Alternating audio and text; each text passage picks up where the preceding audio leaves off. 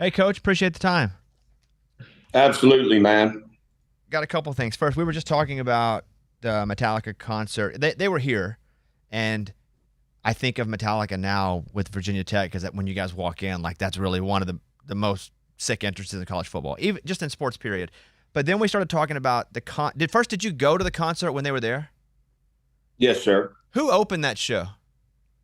Pantera. Did you get a chance to watch Pantera at all? I did not. Okay, did you get there from Metallica? And how was Metallica? What kind of energy did Metallica still bring? I wasn't a Metallica fan going into it. I'm a Metallica fan coming out the other side. They were True still masters, they were still masters good. of the craft, man. They really put on a great show. Got a chance to meet them.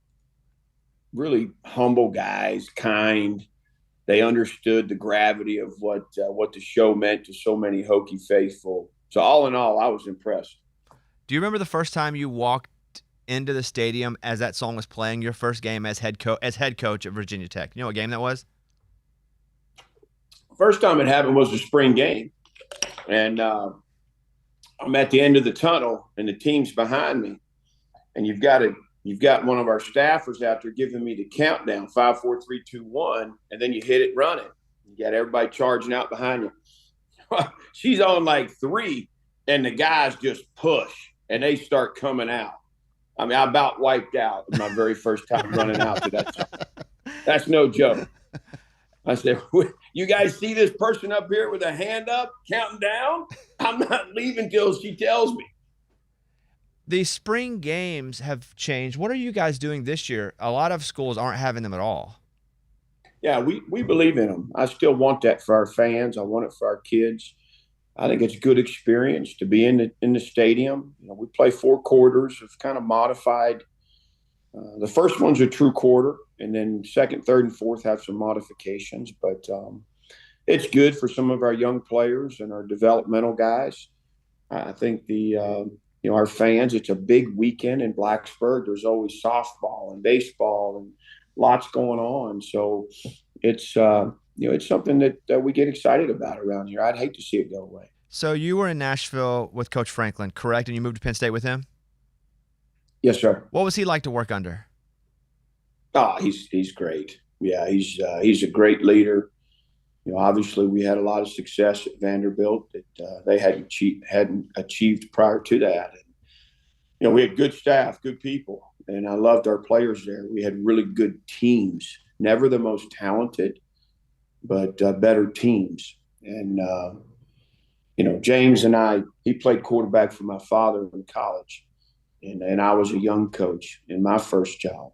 This was at East Stroudsburg, little D2 school in the Poconos. And so we've been friends a long time. We came up in this business. And, so I was excited to jump on board with him and join forces at Vanderbilt and then Penn State for a bunch of years. It was tough to leave, even for a head job like Virginia Tech. I loved working with James, and we accomplished a lot at Penn State and Vanderbilt. In fact, when I told him, I said, I'm gonna take this job at Virginia Tech. He said, "What do you mean? I thought we were going to coach together forever." I'm like, "James, it's the head job at Virginia Tech. I'm not going to turn this one down." I feel like I've been lucky enough to go to a lot of cool places and see a lot of atmospheres. I've not been to Virginia Tech. So what's cool about Blacksburg? What if I came and went to a game, what would I leave thinking and saying? You would say, "I can't believe this place is so beautiful. I had no idea." From, the area, the region of the country that it's in, Southwest Virginia, and the mountains. And then on top of that, everybody in Blacksburg and everybody with Virginia Tech is just the friendliest place. Our mantra is this is home, and that's why. That's real at our place. People are very kind and generous, and it's a servant-minded place. But then the atmosphere in that stadium, it's blue collar Virginia Tech sweatshirts or T-shirts. Everybody stands up for the. When you got an entrance like that, it gets people pretty hyped for the game. So it's arguably the best entrance, but the atmosphere itself carries through. And there's been some incredible games in that stadium. And I was fortunate to be a part of a bunch of them. In my first run there, 95, 6, and 7, is when we really were turning a corner. We went to a Sugar Bowl and beat Texas on New Year's Eve, followed it up with an Orange Bowl trip against Nebraska, and did some big things. So it's always been special for me. It's that kind of place. I tell our recruits and families it's not for everybody, but for those that identify with Virginia Tech, it can be pretty special, and you're going to leave there loving it. Well, can you give me a Coach Beamer story from your first run there? Yeah, I tell you, he's he's one of the most kind and considerate head coaches I've ever been around. He's just, you always wanted to make him proud, no matter what. I still feel that way. He comes in the building a couple days a week, and it's like, surreal for me. I sit at his desk. He walks. I'm like, Coach, you want to sit down? I get up. Let me get your coffee. You need the paper. Like, what can I do for you? Like, I come down the hallway. Here's all his college football Hall of Fame and all his accomplishments, and then I walk into his office. And so it smacks me in the face every day. But that's what I remember about Coach. He was very smart. He was very fair. He wanted you to treat others the right way. So cut my teeth there under him and under Bud Foster and those guys. So, it's great that we still see Coach, around town and in our facility. Kind of weird that some of the teams, and you guys will have to do it too, but Cal's like traveling to you guys this year. That's a long trip for those California guys to travel all the way over, and you guys got to make some of those. Looking at your schedule next year, you're not playing anywhere west, but you do have some of these teams coming over. Like when a team like Cal comes over, is that advantageous to the home team knowing they're completely off their clock? Their circadian rhythm is completely different. It can be. I mean, it's obviously challenging. We went to Stanford last year. We had a tough loss down at Miami on the last play of the game. And we had to follow that up with a trip to Stanford. And in some ways, it was refreshing to get out of town, kind of get that loss even more behind us. And we went out an extra day early. Our performance staff did a tremendous job planning the trip. We were able to spend some time with Hokies and friends that were with the 49ers. We stayed right near their facility and found good spot to practice and honestly played very well. I think, again, my hat's off to our performance group that planned the trip, and our guys felt great. We're in a really good place. The administration supported us traveling the right way, in the right kind of plane and staying as long as we needed to give us the best chance to win in a challenging situation like that. Do you guys have a general manager for football? We do. And how's that been? Because that's a whole new relationship because it's a whole new position. Yeah, so the president of our collective, Triumph, a fellow named Kelly Woolwine, he's really the GM right now, but we've got a second mate named Mike Hazel that's been my chief of staff. He was with us at Vanderbilt. He was with us the entire time at Penn State, a very valuable member of the crew. Those two guys, along with a couple of other associates, kind of run that thing for us. But the biggest challenge with the front office and contracts, and it's everybody being synced up. You've got a vein that's your coaching staff, your 10 to 15 guys now at this point.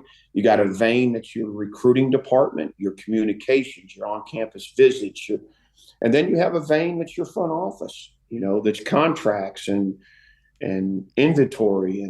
And so getting all three of those wings synced up and on the same page and understanding where we are with particular recruits or guys on our team, that takes a lot of work. It takes great communication. How do you guys pick captains? So everybody has a vote, and the coach's vote counts twice. Obviously, we coach our guys up on what captains look like and leaders look like. There's a lot invested there so that they're choosing guys for the right reasons. And in the end, I'll have the final say so. But, everybody's input is very important to me. Got a wind chime there, Coach? What kind of wind chime you working with there? I don't know. We got 3 dogs, 3 cats, we got contractors in and out. Here I am, second day vacation. I'm at the DMV getting a boat registered. I picked up a couple palm trees at Home Depot, sitting in beach traffic. Do you feel like you need to have those dead periods, or coaches need to have dead periods? Otherwise, they would never take a break and eventually just fry themselves? Yeah, it's hard now. I'm a big believer in balance, not just for myself or our staff, but for our team. I can't personally be at my best and deliver my A game if I don't get some balance and some time off and away from it. But with today's technology, I've got Zooms, I've got staff calls, I've got recruiting needs. I mean, there's guys trying to make decisions right now, out of the high school OVs we're coming off of. So there's a lot of work that still has to be done. You can't just shut it down. I'll find a day, maybe once a week, here these next few weeks, where I just step away from the phone and the iPad and clear my schedule. But you're kind of juggling it all. It's just it doesn't stop. But it's nice to be able to get out of town and get away. And I love this time of year because the coaches get a chance to take a break, and the team becomes player-led.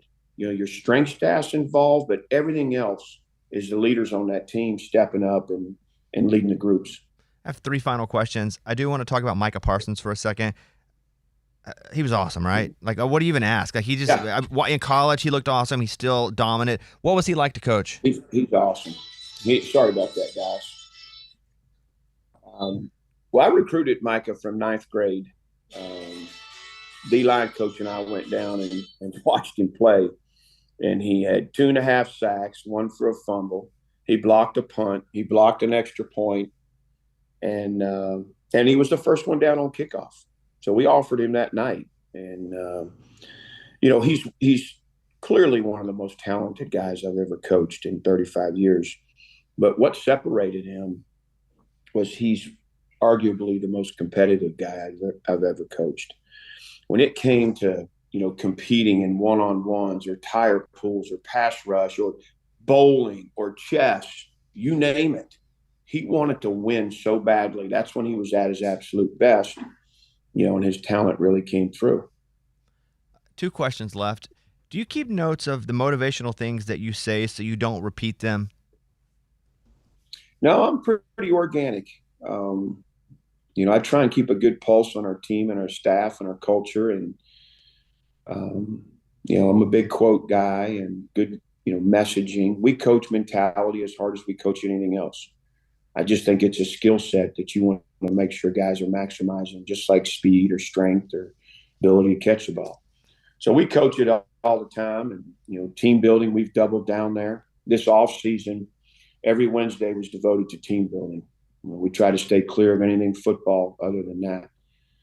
But, I think it's important that you understand where your team is. And it's not just what I think. There's communication, there's feedback. I grow the most as a coach, through the feedback, through some hard conversations. And so for me, it's organic, and I want it to be genuine and real.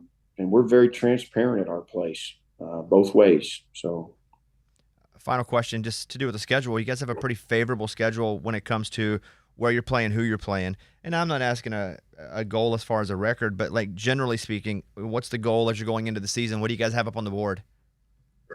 Yeah, we want to play. We want to play to our potential. We don't feel like we did that last year. Not consistently. We played really well at times, but to be the team that can compete, for a championship in this league and try and slide in those playoffs, we got to play to our potential. We're more than talented enough to do it. And we've got the investment and the sacrifice where it needs to be. As coaches and players, we got to reach our potential each week. Well, Coach, really appreciate the time. One day I'm going to get out there. I'm going to get out to Virginia Tech. I hear you. It's close. You will not regret it. You will not regret it. I hear you. You like the color? You like the color, Virginia Tech color? What is that color? I'm colorblind, but what color would you say that is? What color do they say that is? Yeah, we're orange and maroon. That's maroon? Do you guys feel like that's maroon? It kind of looks like maroon. I'm colorblind. Maroon, I'm colorblind for sure. I didn't know it was maroon. Maybe I like him a little more then. Yeah, I didn't know. Coach, hope you have a good break. Thank you for giving us the time. And do you say go Hokies? What do you guys say at the end of interviews? Yeah, go Hokies. Go Hokies. All right, Coach. Good to see you. Thanks, man. Bye, Coach.